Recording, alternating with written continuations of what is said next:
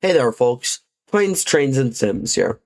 On Memorial Day, me and some of my family members went to Pomona for the 2026 LA County Fair. If I'm correct, we usually go every year, but we hadn't last year for some reason that I can't recall. While we were there, we had the fortunate opportunity to visit the RailGiants Train Museum and the Fairplex Garden Railroad. Most people know the RailGiants for being home of the infamous Big Boy 4014 before it was taken out for operational restoration in 2013. However, even without the Big Boy, there are still many attractions to be seen at RailGiants. Today, you'll see some photos and videos around RailGiants and Fairplex Garden Railroad while I talk about the history of some of their locomotives. Enjoy!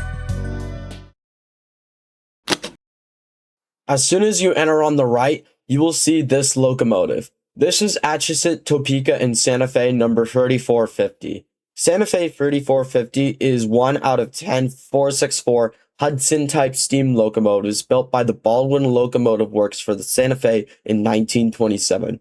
It was initially built for high-speed transcontinental passenger service.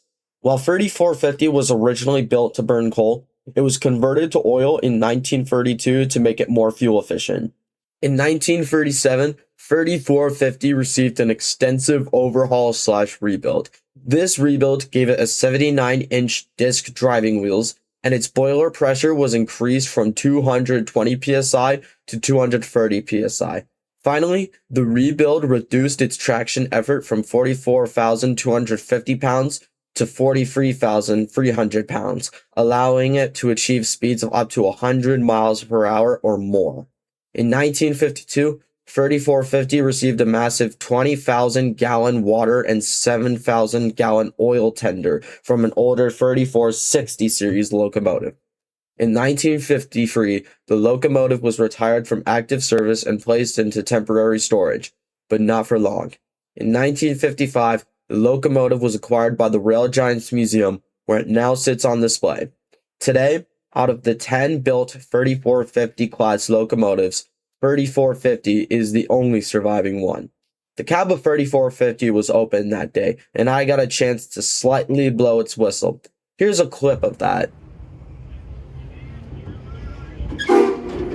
No, that was 2024. And he wasn't and Kevin Kiermaier was a position player. On your left is United States Potash Company number 3. It is a 280 consolidation type narrow gauge locomotive built by the Baldwin Locomotive Works in 1903. The locomotive was first built for the Morenci Southern Railroad, a short line mining railroad in Arizona. Its job was to haul copper ore from the mines to shippers along the San Francisco River. In the 1930s, the locomotive was taken out of service for modern diesel locomotives, but it found a second life when the United States Potash Company purchased the locomotive in 1939.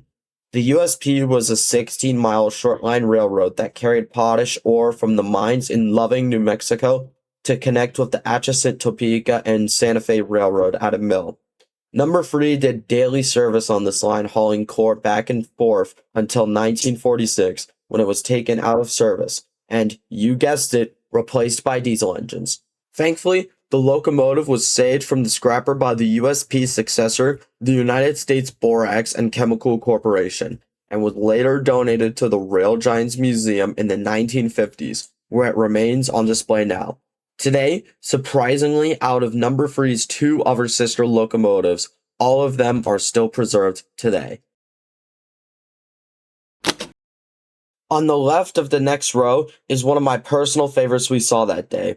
This is Southern Pacific 5021, a 410-2 type steam locomotive built by the American Locomotive Company, or ALCO, in 1926. It was originally designed to haul heavy freight and passenger locomotives across the steep Sierra Nevada mountains. Because it had 5 driving wheels on each side, the engine had a very long wheelbase that damaged tracks on tight curves. To solve this, Southern Pacific moved the train to more flatter routes like the San Joaquin Valley. In 1955, the locomotive was taken out of service, and a year later in 1956, was acquired by the RailGiants.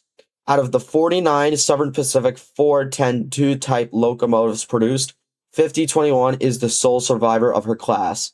5021's cab was caged up, but I still got a picture of it.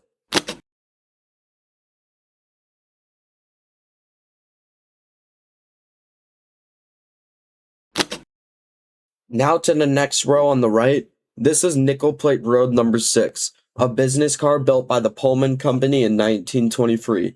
It was originally a club/lounge car where it ran on the Nickel Plate Limited in the 1930s. Eventually, the car was converted into an executive business car where it would carry railroad executives across the route.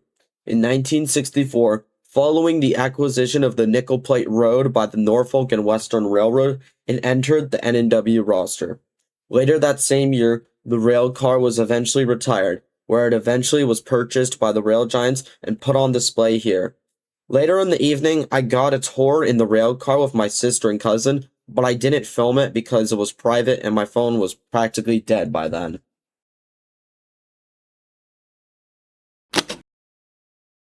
Now for the next row on the right is another one of my favorites we saw that day. This is Union Pacific 6915, a DDA-40X Centennial diesel locomotive built by Electromotive Division, or EMD, which were built between 1969 and 1971. The DDA-40Xs were famous because they were the largest diesel locomotives ever built, weighing 521,980 pounds. The locomotives were nicknamed Centennial to honor the 100th anniversary of the Golden Spike. 6915 was based in North Platte, Nebraska, where it hauled fast freight cars across the challenging mountain grades of Sherman Hill and the Blue Mountains onward to Los Angeles and Portland. However, due to the economic downturn of 1980 and skyrocketing maintenance costs, all of the Centennial locomotives were sidelined in storage. That was until 1984, when an economic surge took 25 Centennial locomotives, including 6915, out of storage for service again. But not for long, because later that same year, more skyrocketing costs forced Union Pacific to retire the Centennial fleet in 1984. In 1985, the locomotive was donated by UP to the RailGiants Museum, where it sits today. Out of the 47 DDA-40Xs made, a surprising 13 still stand today. While 6915 remains on static display, one unit still is in operation. That is UP 6936. It used to pull excursion service by Union Pacific themselves, but in 2017, it was retired and donated to the Railroad Heritage of Midwest America, or RRHMA, in Silvis, Illinois, where it still runs operational and excursion service, just not by Union Pacific themselves anymore. 6915's cab was open that day, and I got to ring the bell and blow the horn of 6915. Here's a clip of me doing that. Yes, that is their restroom facility. It's also a little rest area. So say they're at a siding and they need to take a little nap or something.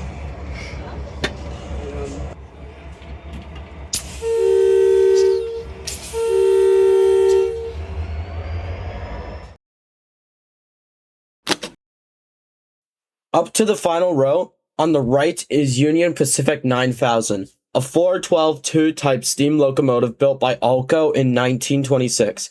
It is one of the largest non-articulated steam locomotives ever made. Its massive wheelbase spanned over 30 feet, which made it too large to travel on the tighter curving tracks of many other railroads. 9000 used free cylinders to pull freight loads at 50 miles an hour. 2 were on the outside, and 1 was hidden under the middle of the engine frame. While this gave the train great pulling power, the middle cylinder was very hard for mechanics to reach and service. 9000 ran for about 30 years, hauling freight between Council Bluffs, Iowa, and Ogden, Utah. In 1956, the 9000 classes were retired, and number 9000 was traveled to California to be put on display right here at RailGiants. Out of the 88 9000 class locomotives built, number 9000 was the only one preserved. 9000's cab was locked up today, but I still managed to get some pictures as well.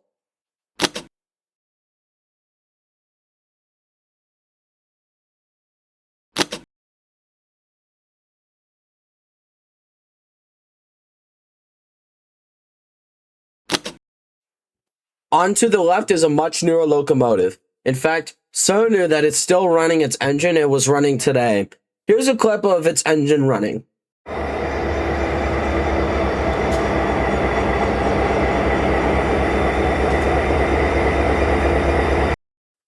Anyway, this is Union Pacific 3105, an SD42 locomotive built by EMD in 1979.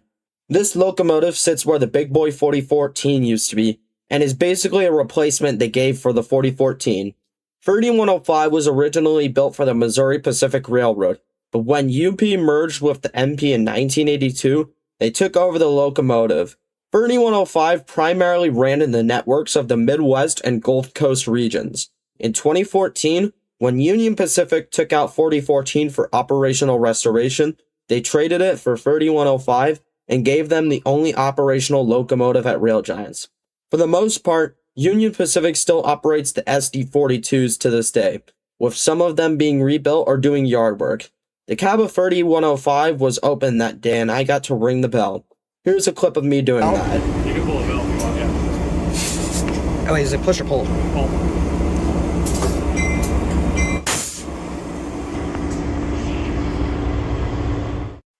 Oh, and yeah, one more thing before I forget. This is Union Pacific caboose number 25392, a CA6 caboose that trailed at the end of most Union Pacific trains. Since this isn't a locomotive, there isn't much to learn about this, but its former number was 2792. From the 1980s until 2004, it was on public display at a park in Montclair, California. It was later moved to a public display location next to Interstate 10 on Monte Vista Avenue. On February 26, 2020, the caboose was relocated one last time and is now on display at RailGiants. Well, that's RailGiants for you. They also had a store building, which I initially thought was just built for the RailGiants, but it turns out this building used to be an actual railroad depot in Arcadia, California, that also moved here. How neat! Inside, they had some model trains and some other railroad artifacts on display. While I was there, I bought a Big Boy shirt and a Santa Fe hat. Onward to the Fairplex Garden Railroad. Of course, since this is more of a model exhibit, I'll just show some of the trains rolling by instead of yapping about their history.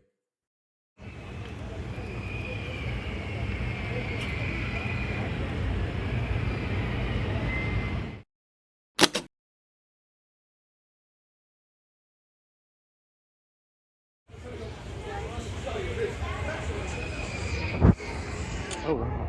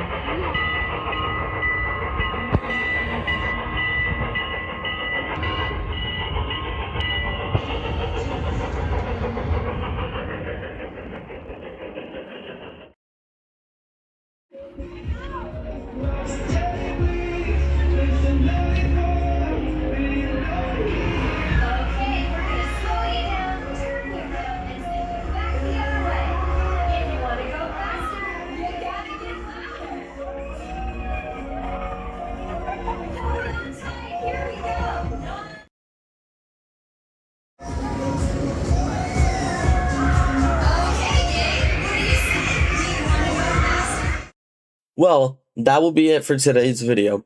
If I missed anything or did my research wrong, let me know in the comments. I tried my best. Thank you guys so much for watching, and I will see you on the next one.